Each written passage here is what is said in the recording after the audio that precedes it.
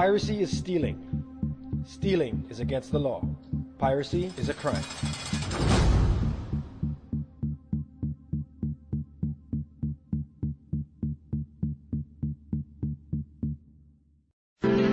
Ang programang ito ay rated LPG.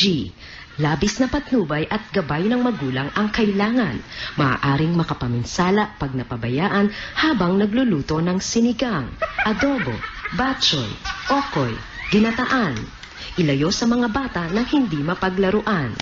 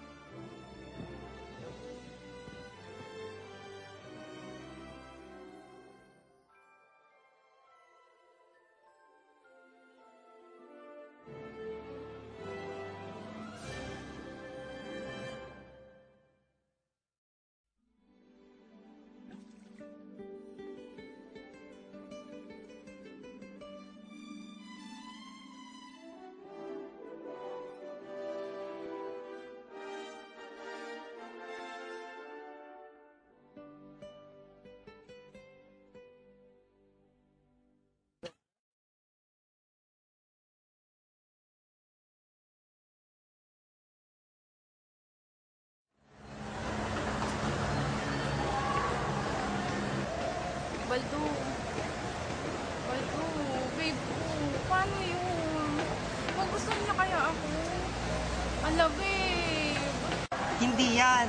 Naalala mo ba yung si Ate Maria? Yung kapatid ni Kuya Leon mo? Oo, andun ako nung pinakalala siya ni Kuya Leon kinatatang. Manilenya din siya.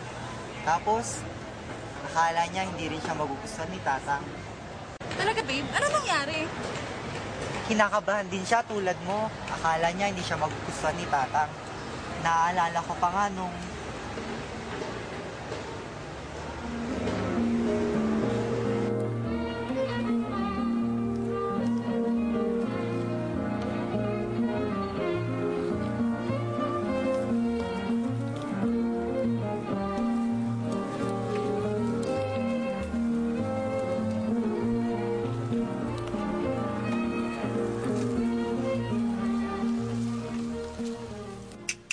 Dito na lang, Kaselin.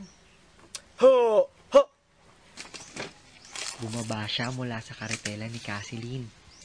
Maganda siya. Nintian niya ang kapatid ko. Salamat, Kaselin. Walang ano man, Leon. Mag-ingat kayo sa daan. Iya!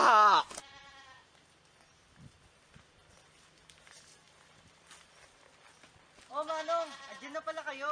Baldo! Tinapik niya ng bahagya ang aking balikat. Ang bango niya, simbangon ng mga bulaklak ng papaya na namumukadkad. At siya naman pala si Labang. Marami na akong kwentong narinig tungkol sa kanya.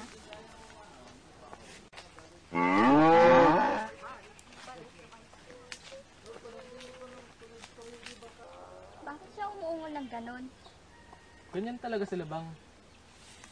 Wala siyang katulad. Walang ibang kalabaw na kayang gumawa ng ganong tunog maliban sa kanya.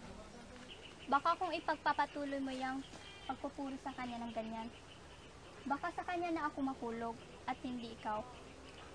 Baka pagsilosan ko pa kayo.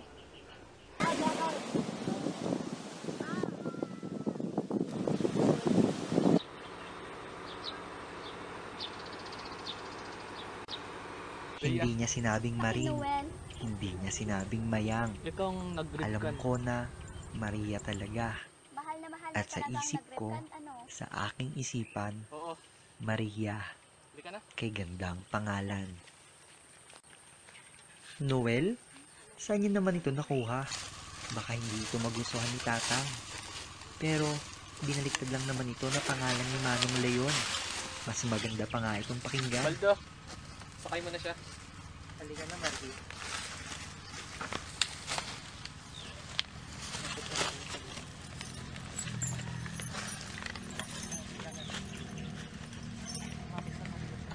Lumapit ka, Maria.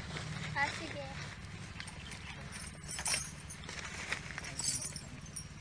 Para na lang iba. Bado, magpaharap ka. Kumain. Basta nakasalit mo sa likod. Iha, magayon mo yung hair mo. Magayon mo yung hair mo. Sige lang. Yan, ganyan. Correct. Wag kang tumawa ka sa pakit. Alog. Ano na lang. Patigilin mo na siya. Patigilin mo na siya. Patigilin mo na yung... Kalabang!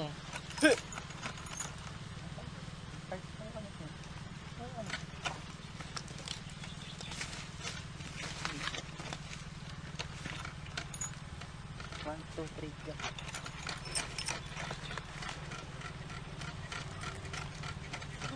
Teach mo yun. Sinong nagsabi sa'yong dito tayo dumaan, Baldo?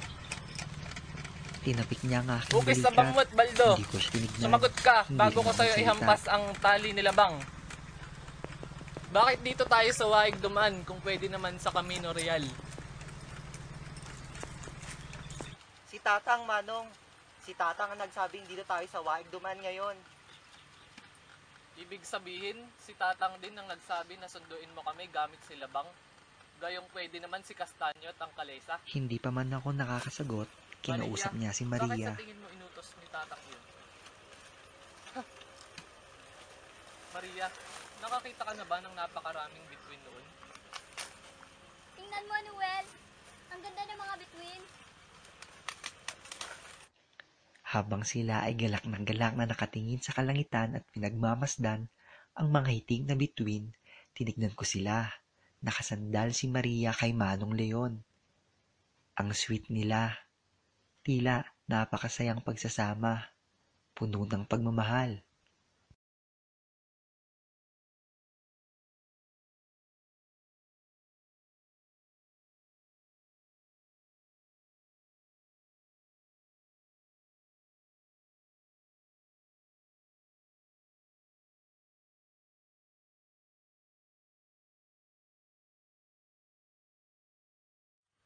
Kanina pa ako nakatingin doon, Maria. Naalala mo pa ba nung sinabi ko sa'yo na kung gusto mong makakita ng mga bituin, magpunta ka lang sa Nagribkan? Oo, Noel. Tingnan mo yun, no? Di hamak na mas malaki at mas maliwanag kaysa sa mga bituin sa Anita. Ang hangin dito ay malinis. Walang usok, walang polusyon. Oo nga, Noel. Tawak ang ganyan. Stop ko pala. Sige, tawa na lang. Sige, tawa ka ba naman? Sige, ikaw din tumawa ka. O, tapos, ayun ka man. Okay. Malayo pa ba tayo, Noel? Tanungin mo si Baldo.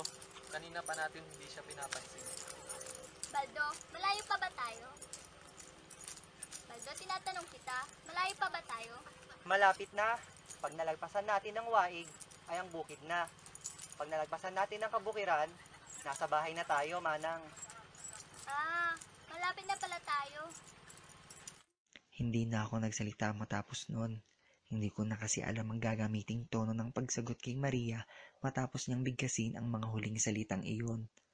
Inantay ko namang magsalita si Manong Leon pero wala siyang sinabi. Wala. Maya-maya, napakanta na lang siya ng kalamngitang namumutiktik ng bituin. Ito ay tinuro sa amin ni Tatang. Tinuro sa amin ito ni Tatang nung bata pa kami. Kapag kuway, sumabay na rin si Maria sa pagkanta ni Manong. Marahil ay tinuruan niya ito. Napakaganda ng boses niya. Parang dagat na naghiheli sa'yo hanggang makatulog ka.